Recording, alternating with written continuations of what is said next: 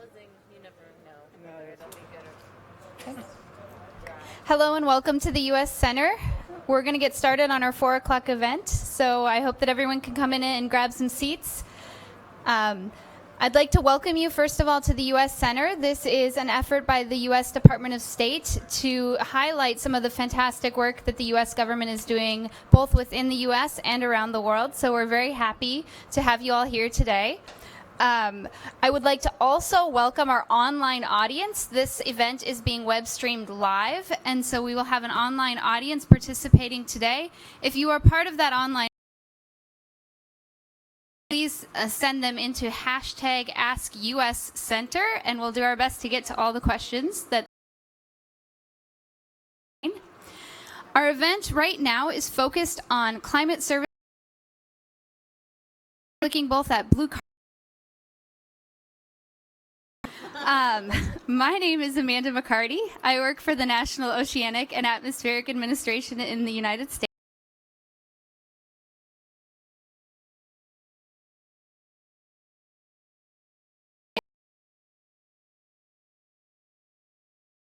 Domestic and international policies and programs.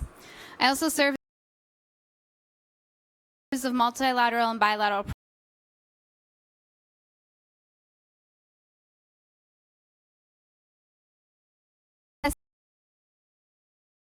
She was appointed by the White House in 2000.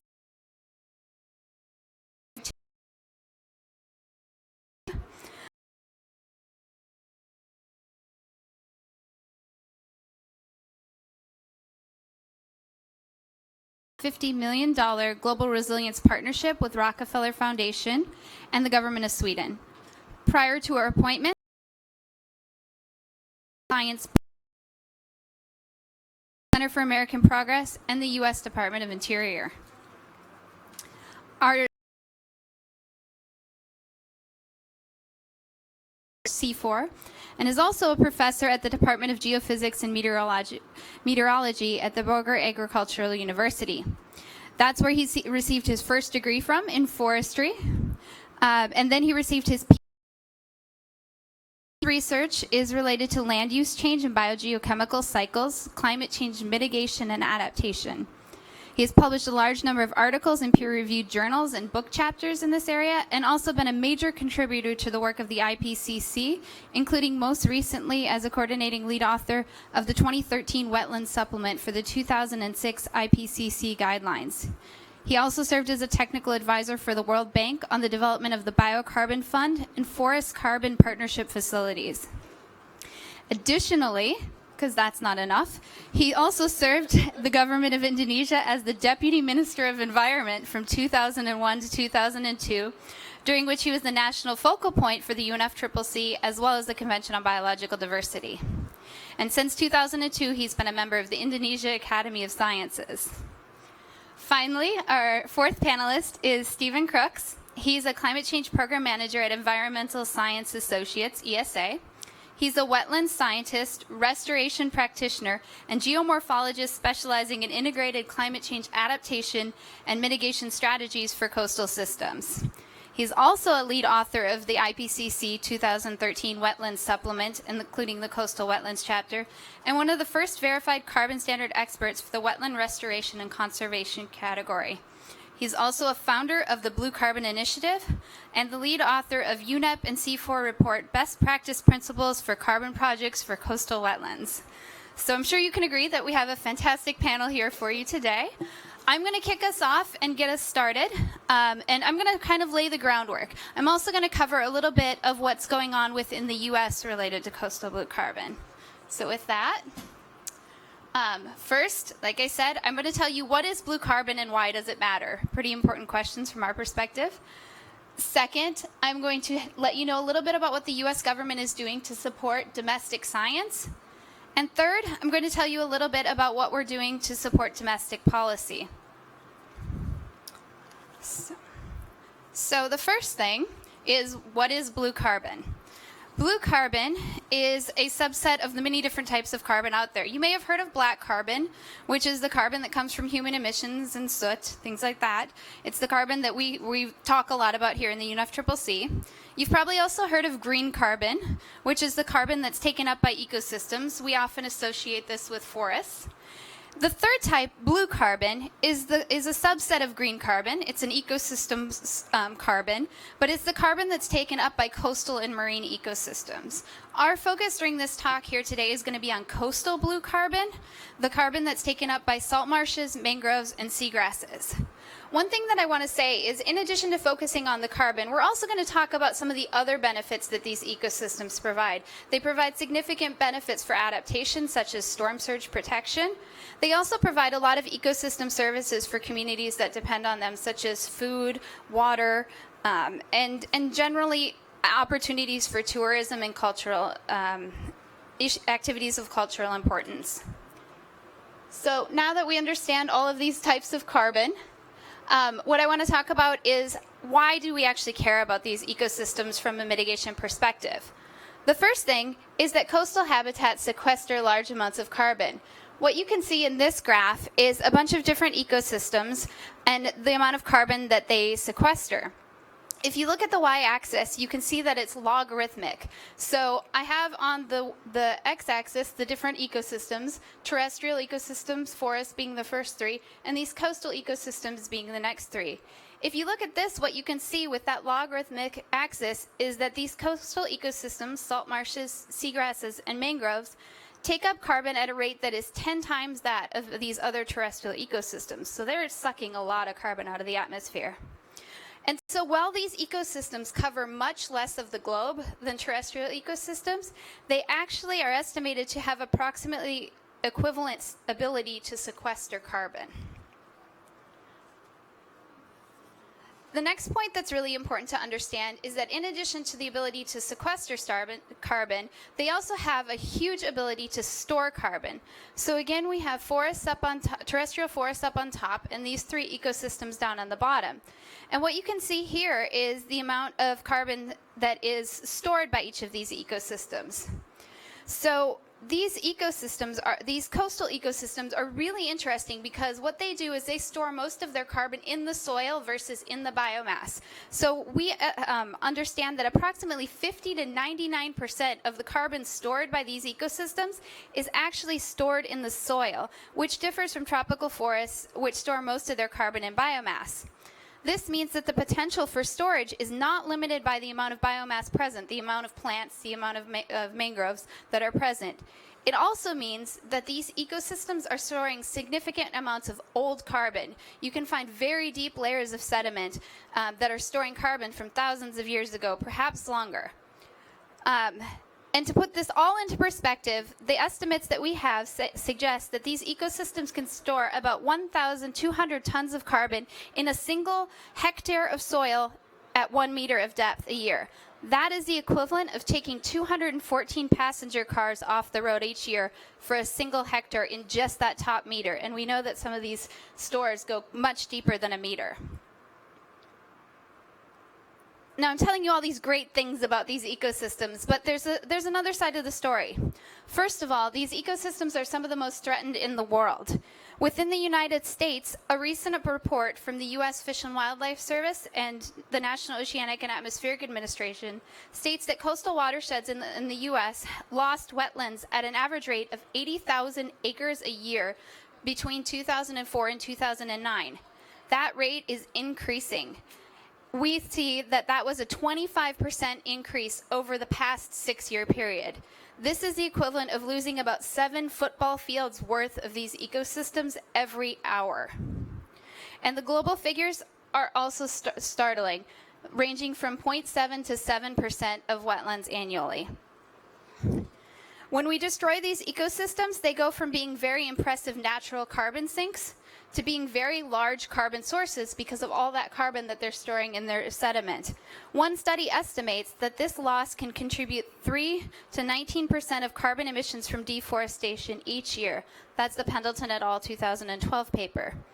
Another recent report from 2014 from UNEP states that the loss of mangroves alone could contribute to 20% of global emissions from deforestation. So we're talking about big amounts here.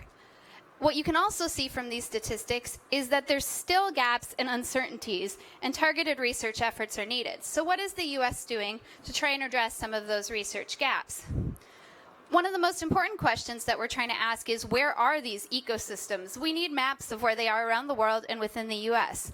So like I said, I mentioned that report that's looking at what's going on in the U.S. We've tried to characterize where these ecosystems are in the U.S., and some of our partners here will talk about efforts to do that overseas as well.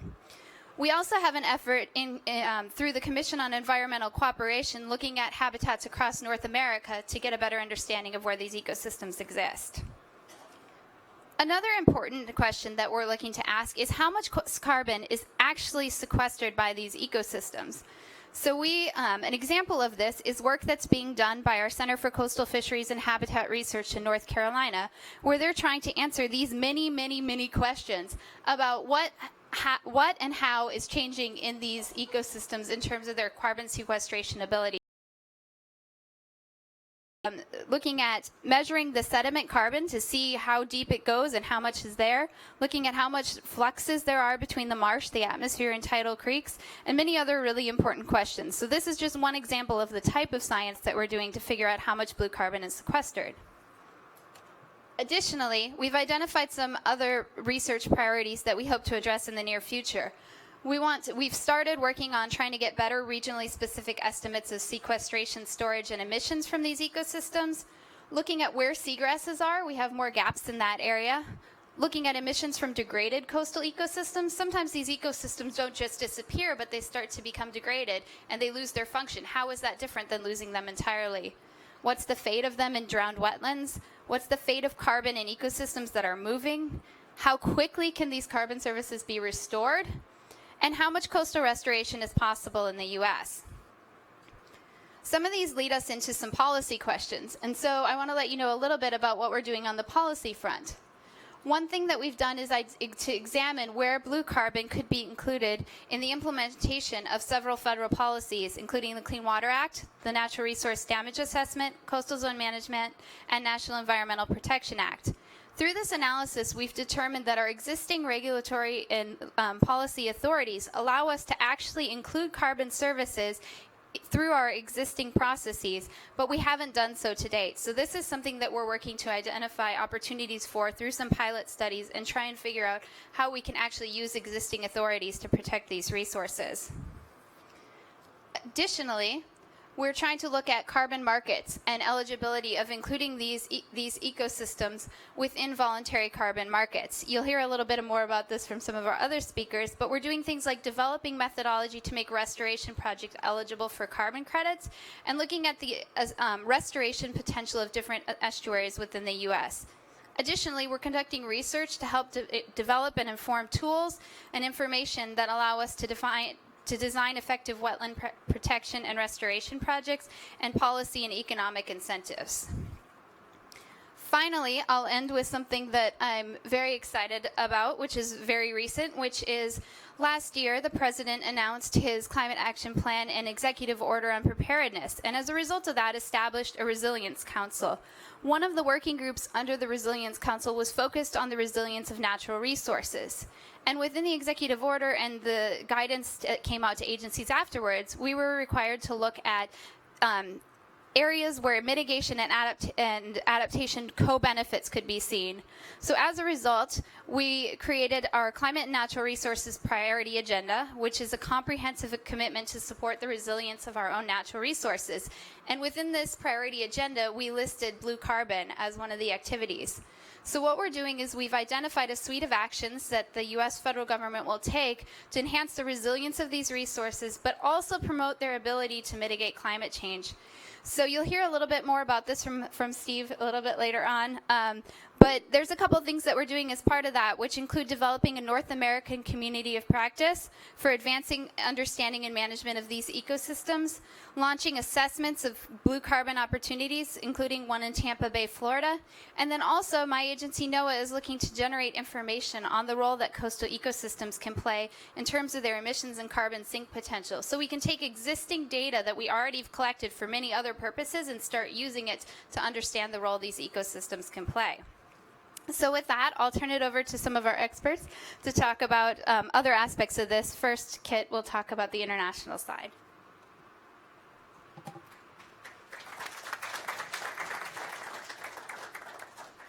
Thank you, Amanda. That was a fantastic presentation. One should never have to introduce oneself, so well done. Is mine? Oh. Well, I'm here to talk to you about international blue carbon investments and what USAID is up to. Amanda asked us to summarize what we are going to be talking about, each of us, in 3 points. And so what I'm going to cover today is, first of all, why is blue carbon important for international development? Second of all, how are we working on integrating restoration and management of coastal ecosystems into economic development, and what types of carbon low emissions work we're doing there? And then finally, how we are working on climate change resilience as part of our coastal investments, and then to give you some specific examples for each of those. So the work that we're doing, this is hard. There. The work that we're doing at USAID is all about development, of course, not surprisingly. And so what we're considering is 3 different factors. First of all, much of the world's high-carbon coastal ecosystems, particularly mangroves, exist in developing countries, and we've seen this map already in Amanda's presentation, but just to re-highlight where we see those ecosystems. Secondly, people depend on these ecosystems for ecosystem services and other economic resources as well. Coastal ecosystems, thirdly, can make communities either more resilient or more exposed to the impacts of climate change, depending on how degraded or healthy these systems are. So we're taking into account all of these different questions at USAID as we're working on both climate change resilience and low emissions economic development. This slide focuses on how, once again, how rapidly we're losing coastal ecosystems. Often the major drivers are aquaculture and agriculture. Mangroves are being lost 2 to 3 times faster than other forested ecosystems around the world. And this figure shows the drivers of mangrove loss in 6 Southeast Asian countries from 1975 through 2005.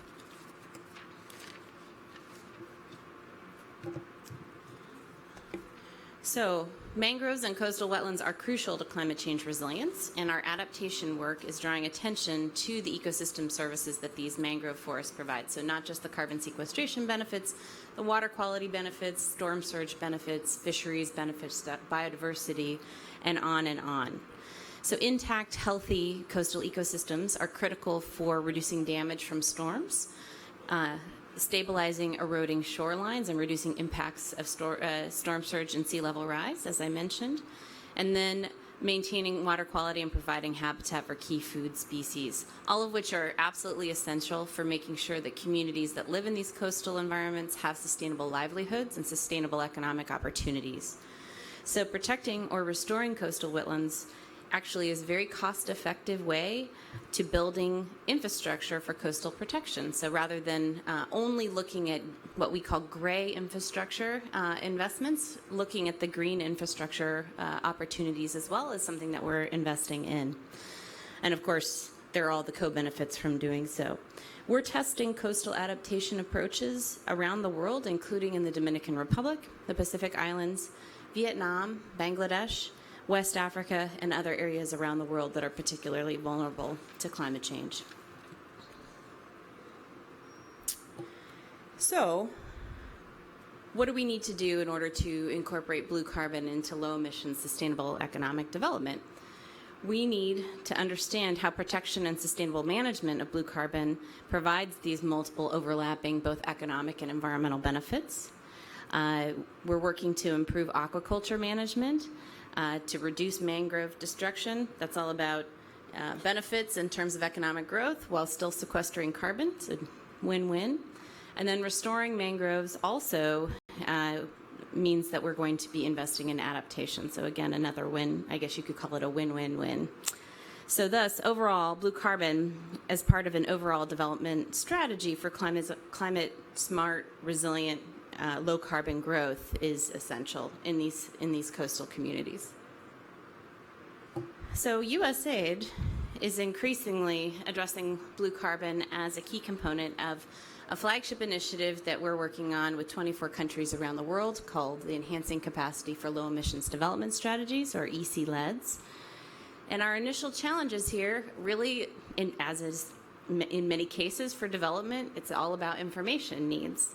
So countries need better data about where their coastal ecosystem boundaries are, how much carbon they contain, depending on the different types of ecosystems we're talking about, and what are the drivers for alteration of these coastal ecosystems and destruction. We also need to be working with countries on better information, not just about where coastal habitat is being degraded, but what are the management practices that are especially effective in terms of restoration or conservation of these systems, and how does that relate to investments in sustainable low-carbon growth. So our priorities are helping countries improve the data and knowledge about the coastal ecosystems in which they reside, and then also testing these coastal adaptation approaches. So for example, in Indonesia, and I know that we'll hear more about this work next, but USAID is supporting C4, the U.S. Forest Service, and other partners to work with Indonesian institutions on measuring carbon stocks and mangroves, mapping where the mangrove forests are, and then to monitor the baseline sedimentation rates, which, as we learned from Amanda, is very important for overall measurement of carbon in these systems. The Indonesian government intends to use this information to incorporate emissions from their mangrove forests in their emission reference levels. So it's being uptaken as important information in terms of policy. And additionally, another example in Cambodia, the U.S. Forest Service and C4, once again, are working with Cambodian officials and others in Southeast Asia on wetland reporting requirements from the IPCC, and have initiated a training program in methods for accurate carbon stock measurement, including through joint field measurements. And in turn, again, we're looking for the application of this new information. The government of Cambodia expects to use this information in their national greenhouse gas inventories, and to apply this in their understanding of how mangroves can increase the resilience of their country.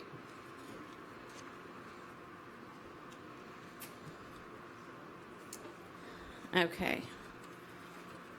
So in terms of making choices about where to be investing development dollars, loss of coastal ecosystems, of course, arises from choices that are made at the national and local level in terms of how to develop a country. So protecting and restoring ecosystems requires an understanding of what's driving coastal ecosystem destruction and degradation, engaging all sorts of stakeholders across the government, communities, private sector, NGOs, et cetera, and then choosing as a community new viable options for sustainable development, because without engaging all of those partners, you don't end up with the right solution. One example of what we're trying to do in terms of bringing all these stakeholders together is the Coastal Community Adaptation Project, which is this 5-year project funded in our mission in the Philippines, and is supporting local adaptation activities in 90 communities across 12 different Pacific islands, and making sure that they're learning from each other in terms of the work that we're doing as well. And one specific example to end on is from the Solomon Islands. The photo here of this gentleman is Gendali Gallo, who's a community leader on the north coast of Choiseul in the New Tabou, village in the Solomon Islands. And he's one of many who have raised alarms about how new logging practices are affecting coastal wetlands in his community, and the disappearance of mangroves that have shielded villages from storms. To quote him, "It was a terrible sight to see the log pond being established that was devastated, about 2 hectares of mangroves that were cut down. They smashed all the rocks that have been the barrier to the sea where my grandfather's grave is. The rocks were then moved to create foundations for the logging wharf. So these types of new infrastructure investments without the understanding of the protection and benefits that these coastal systems provide are dangerous for these communities, and there's also, of course, cultural heritage impacts as well. So we're working in this community to learn about the National Logging Code, to create protected areas, and then to also regenerate damaged areas. So with that, I'll say thank you.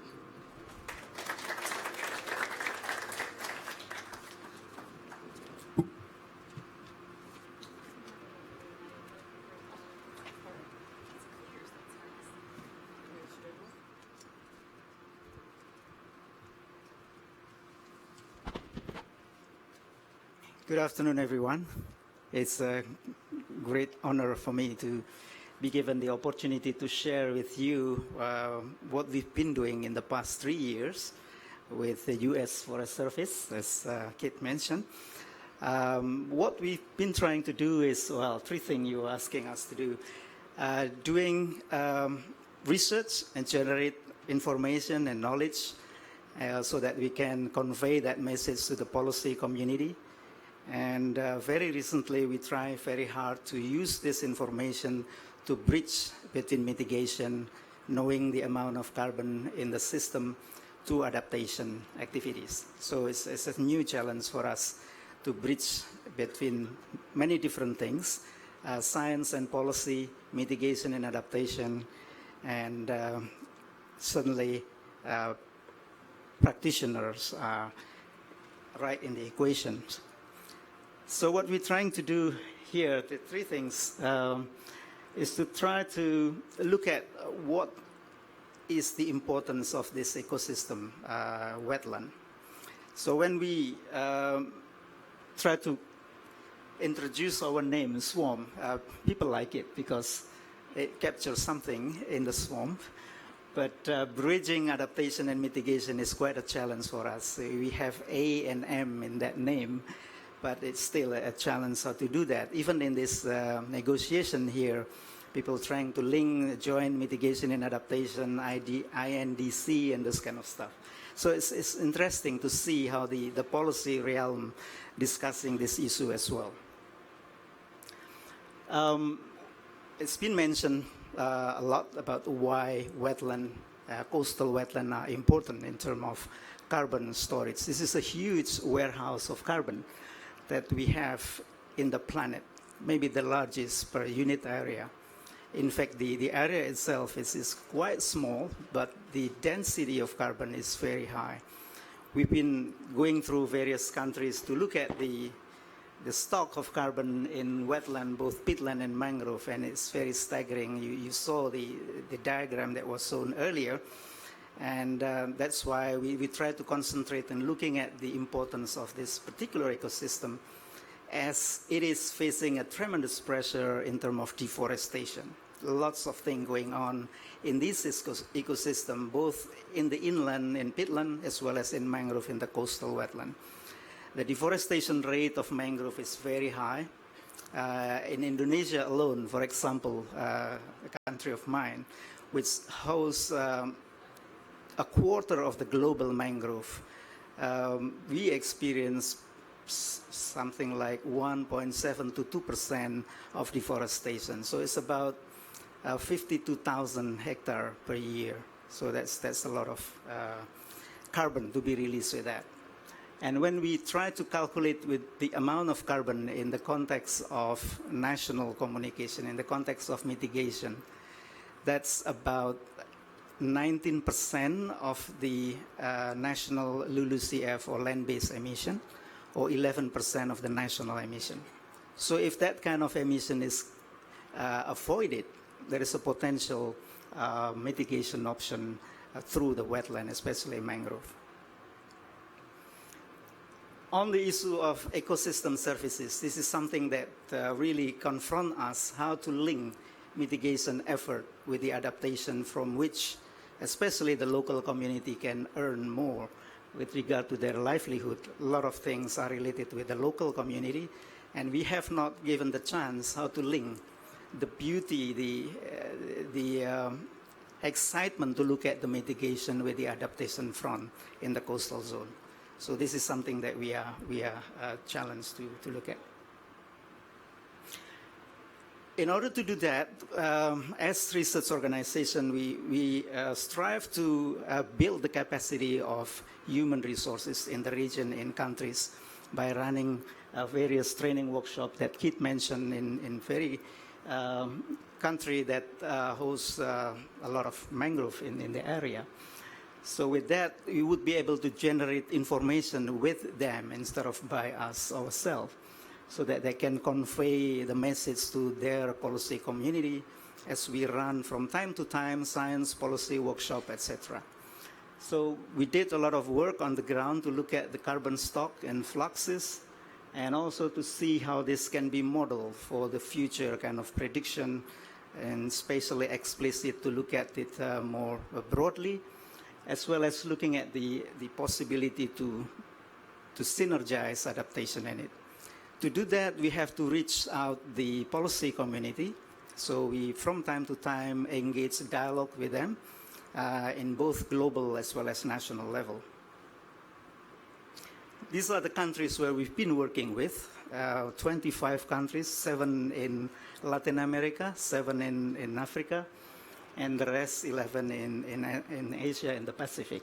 So it's quite a number of countries we've been engaging with. So in order to do that, we have to develop the tool and methodology to make sure that the robustness of the data that we generate is secure. We're looking at from the stock chains as well as from the flux chains. So we developed the method and tools to do that for both mangrove and peatland. And the use of the toolbox and protocol that we developed has been quite extensive. So with that, we can be sure that the data we generate are comparable because we have the same protocol to do the assessment. And also from the spatial point of view, so we have a decision support system how to do this spatially. So a lot of information has been generated, among others the very issue of large carbon stock in mangrove and peatland that was published in Nature Geoscience and PNAS, and it's been used quite widely. And we also generate a number of technical working paper for those who are working in the field to duplicate what we've been doing and working with the technical community. And the most recent product that we produced is the very front, the guiding principle for delivering coastal carbon project. The lead author is Steve, he's here. It will be launched tomorrow next door in the Indonesian pavilion. So stay tuned and join the launching of the book.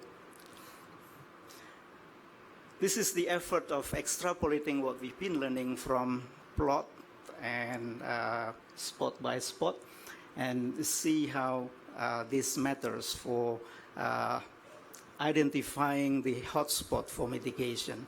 We look at it in various regions, including the one here in this country. You can see here the Peruvian Amazons also contain a lot of wetland, and it's about 200,000 kilometers square in the upper part of Peru. And my colleagues, Christelle, who is in the room, is studying the flux of carbon from disturbed and intact peatland, or aquahales in Iquitos. We're also trying to reach out the global community to various platforms, including the UNFCCC like this. 6 months ago, our work with various partners, including CI, IUCN, Wetland International, has been recognized by the UNFCCC Substa. You too, yes. It's now available information which is not in the UNFCCC agenda item. So wetland, including peatland and mangrove and seagrass and salt marsh, are very important with regard to mitigation strategies. We also work with the IPCC, it was mentioned.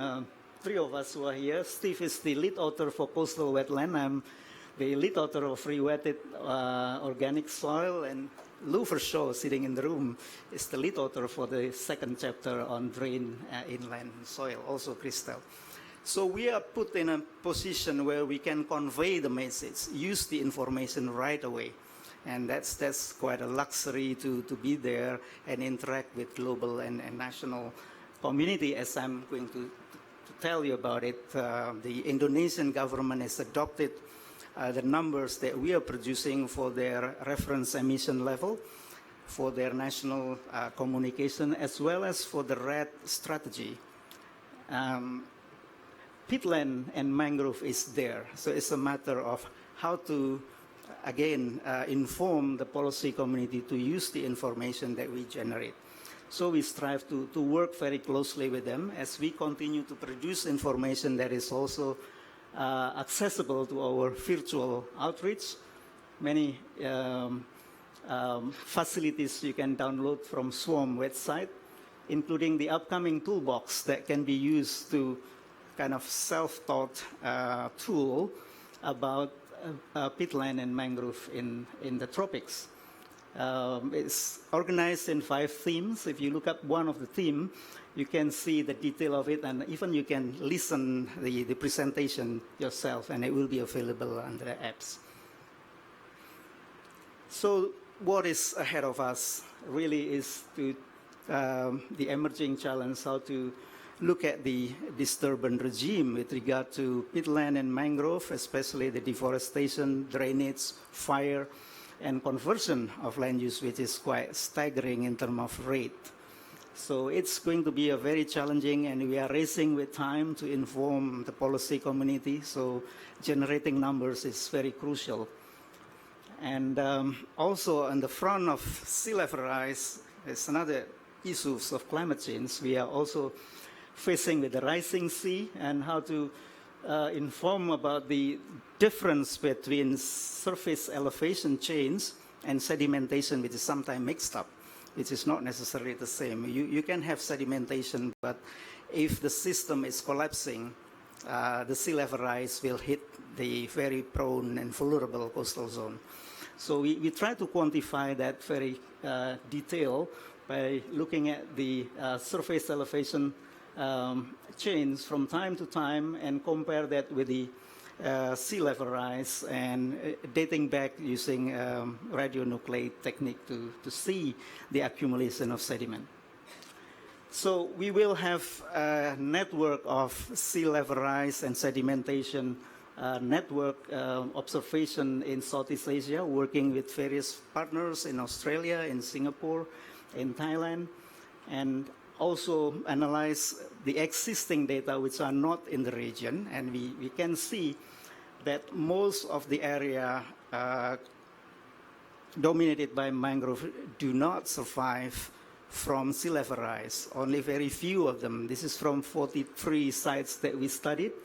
If you look at the diamond on the left-hand side of the median, it means that they don't survive.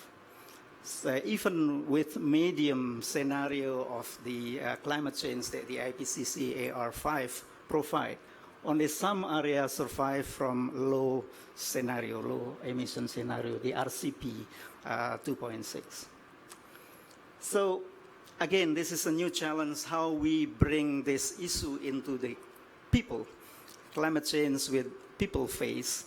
These people are not planting trees or planting mangrove. They try to improve the hydrology of the coastal zone, which is very crucial part of the restoration.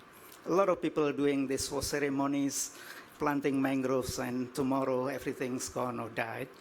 But this is the right way to do. I think Steve will talk about it later, and I just skip this one. And certainly there are many options for this community to use the resources, whether it's going to be fish or charcoal or firewood or shellfish. They have options, and they know what to do. So we have to listen to them. So the swarm will not only go to see the biophysical, the carbon, but also the human face, the human dimension. So that's part of the adaptation that we are looking for. So this is an example how option of silvo fishery can change the livelihood of people in terms of income as well as protection of the coastal zone. So a lot of messages you can pick up as the tapes there, but I want to pick 4 of them. One of them is really science is needed. We are in the right situation where information should be generated as we go along to negotiate, to link adaptation and mitigation, to look at the local community. And we strive to work with government in the reporting with the IPCC, new guidelines and new numbers, emission factor activity data are needed. So with that, certainly mitigation is very important, but leaving out adaptation will be a failure. So I would call it mitigation-based adaptation, if you like. Yesterday, there was a discussion about adaptation-based mitigation. I put it the other way around, because we have numbers for mitigation, but we leave out a lot on the adaptation front. So reaching out the policy community is equally important, as well as the reach out to the science or technical people. Thank you very much.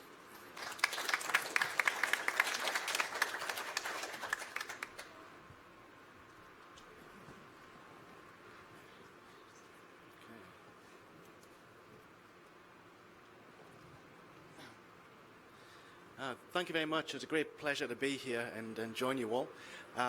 I represent a group of practitioners who for the last 40 years have been working in wetlands restoration, primarily in the United States. And we work a lot with community groups and state agencies to try and help bring sustainable landscapes and help bring some climate change adaptation strategies to these coastal systems. And we work a lot with international organizations these days and with the federal agencies and state-level government to try and help bring some of these ideas into policy. I guess the key messages I'm going to bring, the topics I'm going to talk about, is really this, what we really need is a developing network of blue carbon projects. I'm going to show some of the ones that are starting to begin in the US and talk a little bit about how we can expand those. Also, what we really also need is more demonstration activities related to the integration of mitigation and adaptation. And I'm going to show some of these examples again from the US. That's my purview today. And what I'm also going to talk about is ways that we can integrate blue carbon with grey and grey-green infrastructure within coastal environments to reduce costs of coastal management issues, build resilience to sea level rise, build resilience of natural infrastructure, and provide a lot of win-win situations. Now, how have we been doing generally globally around the world in terms of managing our coastal ecosystems? Well, the first thing we needed to do, and it really began around about 40 years ago in some areas, a bit less in others, is just recognize the value of coastal wetlands and what they bring. Then we started building small projects to be an acre in size or maybe the size of a shrimp pond. And we got experience at trying to restore some mangroves, restore salt marsh, or restore salt seagrasses. And there was a hit and miss, but we progressively got better. And now we're up to the scale of, certainly within the US, of planning restoration projects, maybe up to 65,000 acres or larger in single programs that are being phased over 50 years. Now, the challenge we're getting to is we're trying to build these sort of sustainable landscapes, as we also now need to also incorporate adaptation to climate change and including best practices for mitigating climate change at the same time. So we have this, as we're trying to develop sustainable landscapes, this bigger hurdle of trying to integrate the next step. Now, there have been a number of activities that have been ongoing, and I'll touch upon some of them. But quickly, within the US, the federal agencies have been doing a lot of work understanding landscape-level fluxes across the landscape and with land use change through the National American Carbon Project. The EPA is looking to test the application of the IPCC guidelines document, the Wetlands Supplement, which I'm very excited about. And part of that, NASA are funding organizations. There's a consortium of 18 universities, private practitioners, and federal agencies looking to develop technology to help with that process, and I'll touch upon that. Federal agencies are also supporting national and subnational working groups. There's a National Blue Carbon Working Group for the US. There's an interagency working group amongst the federal agencies. And we now have working groups in Oregon, Washington State, one building in the Carolinas, as well as international working groups in places like Brazil. There's a lot of modeling taking place, and I'll touch a little bit upon that. What we're also now moving into is connecting blue carbon, which has been talked about in the last few years in terms of mitigation, but how to connect it together with adaptation strategies. We're looking to help develop policies and market-based tools, linking climate change adaptation and mitigation strategies together, and support international demonstration activities. As we're learning a bit over here, we're also learning from what's going on internationally and sharing information. One of the activities that's just about to begin, I'm going to put a lot of websites up. We don't have a website yet for this one, but hopefully by Christmas we will. There's a team of 18 organizations who are trying to use remote sensing techniques to understand how carbon stocks will change under land use practices for wetlands. And that's a new field emerging. Of course, the above ground biomass is well mapped and the technology is well developed. But can we do that for wetland systems? And we're applying this in the coastal ecosystems. And the approaches that we're doing, thankfully, you can map the vegetation community structure of coastal ecosystems. That relates to the salinity. And there's a very simple classification for salt marshes. You can identify the salinity, so you can map salinity to methane emissions based upon relationships there. But what you can also do is you can understand the amount of carbon sequestration that's going on in the soils, and you can understand the amount of carbon that has been stored historically. So what we're trying to do is map together through a number of sentinel sites where we have a lot of really high resolution data on rates of emissions, carbon stocks, and the rates that we sequester carbon back on these sites, using the remote sensing data and trying to calibrate it to these sentinel sites, and then hopefully as the next phase, expand that to include other parts of the US. This technology we hope that we can apply in other parts of the world too. One study that we've been involved in is looking at how much carbon is being sequestered under restoration activities. And we selected the Snohomish estuary in the Pacific Northwest as one example. One of the things about coastal wetlands is that they differ from landscape location to location. So it's important to understand the local context. And here we looked at the examples in the Snohomish. Almost this entire estuary was converted to other land uses in the 1930s. Became drained land, subsided. But a lot of restoration activities are taking place. Right now there's planned to be just almost 1,400 hectares of salt marshes restored in this system. I'm not going to go into the details, but we also have some demonstration projects where we measure the carbon content in the soils, but we also have natural restoring wetlands that are now over 40 years old, where we have a track record of how they've been responding to sea level rise, how they've been rebuilding, and how much carbon they've been sequestering in that process. And so if we do some quick calculations, we find that just over 1 million tons, 1.1 million tons of carbon dioxide will be sequestered just on the planned projects and the projects which are going in the ground right now over the lifetime of those projects over the next 50 to 100 years. If we were to expand those projects and include the rest of the estuary, we would get up to almost 5 million, 4.5 million tons of CO2 sequestered across the estuary. And with sea level rise, we actually sequester more because of the topography and because of the resilience of the wetlands in those systems. Another project that we've been involved with, it was being led by the Nature Conservancy, which was looking at vulnerability assessment and adaptation strategies in Southern California. Can the community group develop strategies once they're understanding what is their risk and how it's going to change with climate change? And so we were involved in the modeling of the flood risk part of this and how the shoreline geomorphology is going to change. But we're also lucky to also add in a greenhouse gas assessment as part of that, focused on the lower part down here in Magoo Lagoon. Now here, the wetlands are going to be lost with sea level rise. So we looked using a model, the SLAM model, what the landscape change will be, how the wetlands will respond to climate change under different scenarios, hold the line, manage retreat. And taking the IPCC approaches, we layered on top of that model what the greenhouse gas emissions or removals would be, and looked at each of how this might affect different strategies. And I'm not going to go into the details, but you can see with the hold the line, the negative numbers there were loss of carbon from the system, but if you allowed the wetlands to migrate, you actually got sequestration. What was an interesting finding is that there were a lot of fresh water, standing water behind ponds in this system. The biggest bang for your buck for greenhouse gas management was actually just reconnecting those systems back to salt water, and that would reduce the methane emissions potentially. So you have to look at some of the novel ideas too, as well as just restoring the wetlands.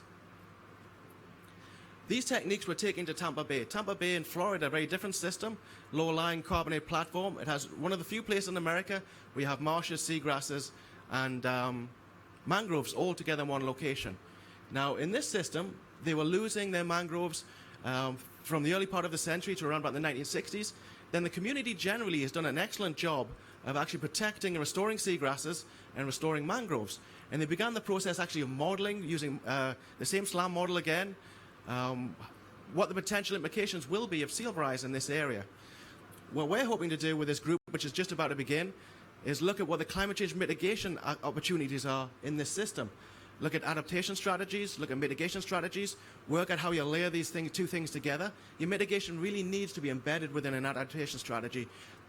Help the community try and work forward to try and develop new strategies. And as you can see from the slide, all the badges, this is very much a community-led activity supported by the federal agencies. So it speaks across multiple levels of governance. And it was wonderful to hear that the White House speak of this project just a few weeks ago. Now, to take it downscale again, how do we start integrating things like blue carbon with green infrastructure, grey-green infrastructure? Now, one of the things you hear a lot about is that coastal wetlands help attenuate storm wave energy. They're very important protecting coastlines. And as we've chopped down all our wetlands, chopped down our mangroves overseas, lots of salt marshes within the northern hemisphere, we've lost a lot of that protection. And in the San Francisco Bay Area, we're restoring a lot of these wetlands. And we have the concept that's known locally as the horizontal levee, because you can reduce the cost of flood management by including wetlands as part of that. And we, as part of one of our studies, we quantified the flood reduction benefits, and working with economists, quantified the economic benefits, and you see in the graph on the slide there, of including wetlands as part of that. So here you get improved ecosystem benefits, you get improved carbon sequestration, but you also get improved flood management and reduced costs of flood management. These are a lot of wins that you can get together all at the same time. You can extend that also upslope into the river system as well. This program called the Living Rivers approach, which was adopted by the Corps of Engineers in the late 90s after it was demonstrated in the Napa system in San Francisco Bay, illustrates that if you open up the floodplain, you can improve flood management and improve the ecosystem of this as well at the same time. One of the things we're interested in looking at is the carbon sequestration benefits of also doing this. So as well as just doing marshes within the coastal system, you can expand inland as well to reduce the flood vulnerability of the neighboring cities at the same time. Now that buys you some adaptation capacity for sea level rise because you're reducing flood risk. So until water levels build back up to that with sea level rise, you've actually bought some time to develop other strategies to manage climate change as well. And one last slide, I'd just like to mention that just about to begin is a Blue Forest project funded by Jeff. The American federal agencies are part of this project, and it also links across to countries in Mozambique, Madagascar, Indonesia, Abu Dhabi, Ecuador, Kenya as well. It's primarily driven about looking at potential ways of developing blue carbon interventions, either policy interventions or carbon finance interventions, but also looking at payments for ecosystem services. And I'm hopeful that as part of this project or building on this project, we can also look at green infrastructure approaches as well and integrating adaptation and mitigation strategies together. Oops. And with that, I'll leave you with a beautiful picture of restoring wetland in California. Thank you very much.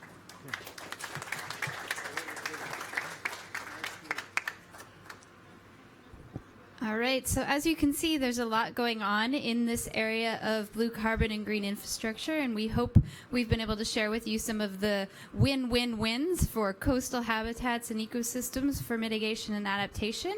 And with that, we'd love to take some questions. So if you do have a question, please raise your hand. I'll come over to you with the microphone. I'll ask you to introduce yourself. Let me know your name, where you're from. Let us know your question, and then we'll ask our panelists to concisely respond to your question. So questions?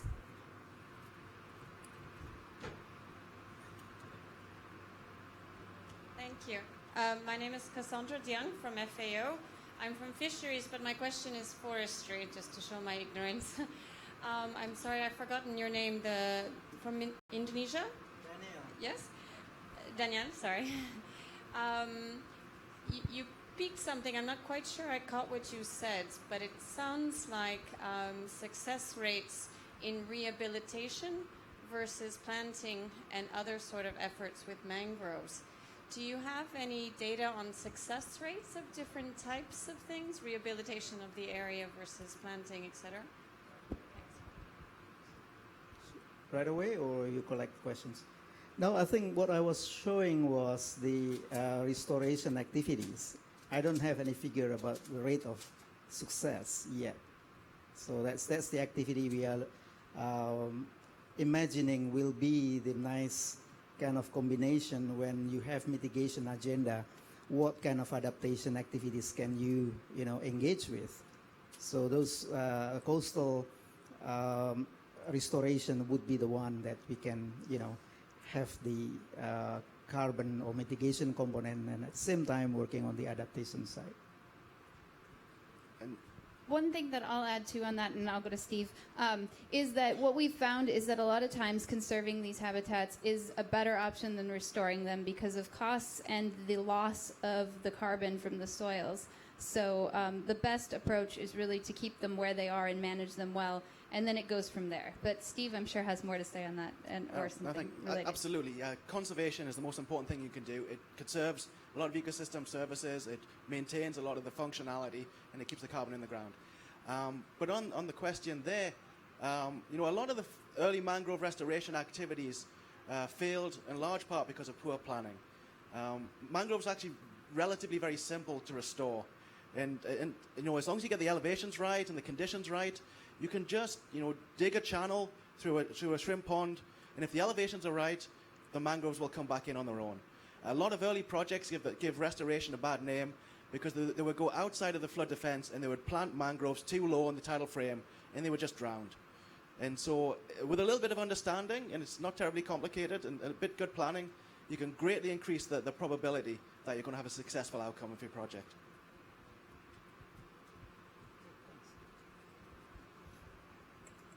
Thank you. Sam Johnston, United Nations University. It's a great opportunity, wonderful story, and it's amazing to hear. I'd like to hear a bit more about the Blue Forest project, but I was wondering also what thinking have you been doing about the demand for the credits that you might be generating? Has there been any kind of plan to try and find a market for financing the mitigation benefits that you're talking about here? Yes, it's a little bit of a chicken and an egg situation, which is interesting. We're in the process of about to release for the verified carbon standards a methodology for restoring blue carbon ecosystems. So that will cover mangroves, seagrasses, salt marshes, and coastal lowland swamps. And hopefully that'll be out. It's in second review right now. What has been interesting is that until a methodology's been available, there hasn't been a lot of pickup in terms of projects. And yet nobody wants to fund the methodology until the projects exist. So we're trying to help move that along. But there is quite a lot of interest. Certainly we've talked to a lot of people that are interested in big projects in Indonesia. And they can just move downslope from the forest to include mangroves as part of that. The Blue Forest project is actually an opportunity where we can start to explore that. Within that project, Kenya has already one carbon project under the Plan Vivo program, which is fully credited. And that's at the community level. It's a small project, but it's demonstrated that it could certainly be done. And we're hopefully with Madagascar, Mozambique as well, we're going to be looking at developing projects there. Indonesia also has a lot of potential. We're going to see how that's developing. And Ecuador and Abu Dhabi are looking at policy interventions more so than carbon finance potentially. So certainly I know that Central America is very interested in looking at carbon finance approaches. And so I think these will start to bubble up. Once the methodology becomes available, once more word gets out, my suspicion is we'll see a lot of interest. I'm Tom Winiba from Sierra Leone. I've not heard you made mention of land tenure issues and the challenges in getting sustainable local people participation. Can you comment on those two? Yes, I think this is very tricky situation. It's not tricky questions, but in the coastal zone, in many places, the ownership of land is not very clear. So in terms of mitigation and then having the participation of local community, unless the tenurial system is secure, it's very difficult to have the project survive.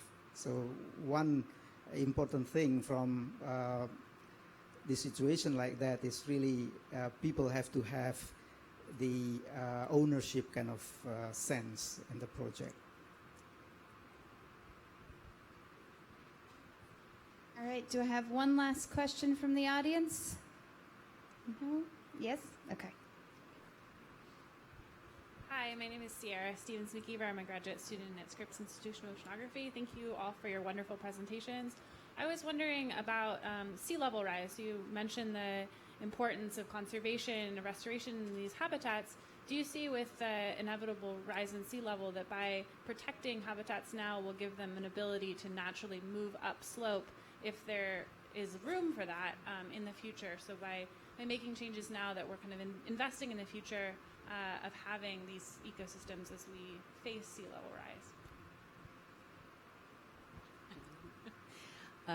I think that that's an excellent question. Of course, it's very place dependent in terms of whether there is the ability to have wetlands move farther inland, whether they've been overdeveloped already, and then what the policy implications are. I think that in the presentations that we had from both Daniel and Steve, we saw what was happening in Southern California and how in some cases there's space for the wetlands to move, in other cases not. And the same is true in the developing countries that we work in around the world. I think that as sea levels continue to rise, that certainly is what we're factoring into the work that we're doing.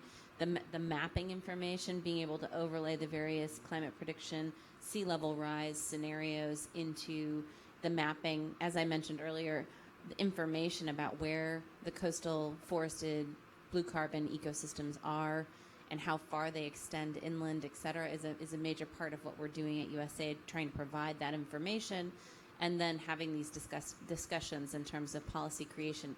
I think it's an evolving process. I don't think anyone has the answer yet, but you're absolutely right that that's something that needs to be considered. Yes. And maybe just add a little bit. One of the benefits of conserving wetlands above restoring them is that there's a little bit elevation capital because they've already built up to a relatively high elevation relative to tides. And when you drain them, they drop down. So when you restore them, you've got to build it back up again through natural sedimentation.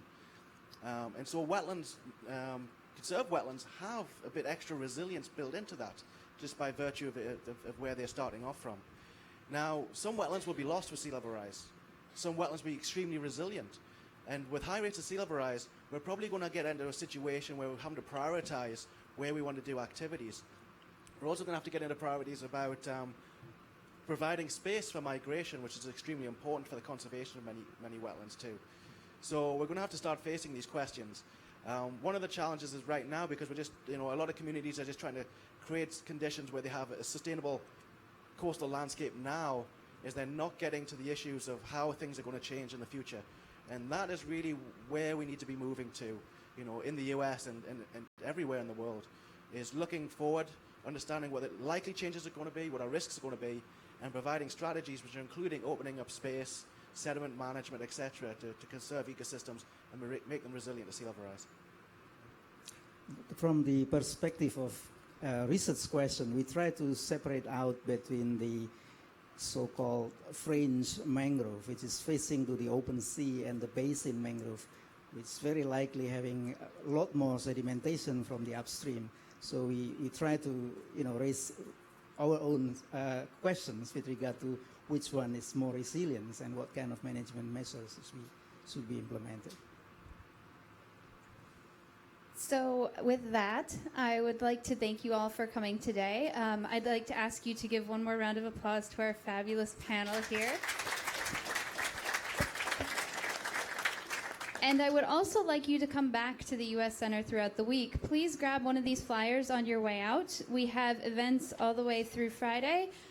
Coming up here at 5:30, we're going to have a hyperwall presentation on changes at the Earth poles. And then at 6 o'clock, we're going to have a side event on finding innovative financing options for clean energy. But there's a ton of great events throughout this week. Our panelists have agreed to stay around for a little bit to answer some additional questions, have some conversations. So mill about, grab one of these, come back. We hope to see you soon. Thank you so much.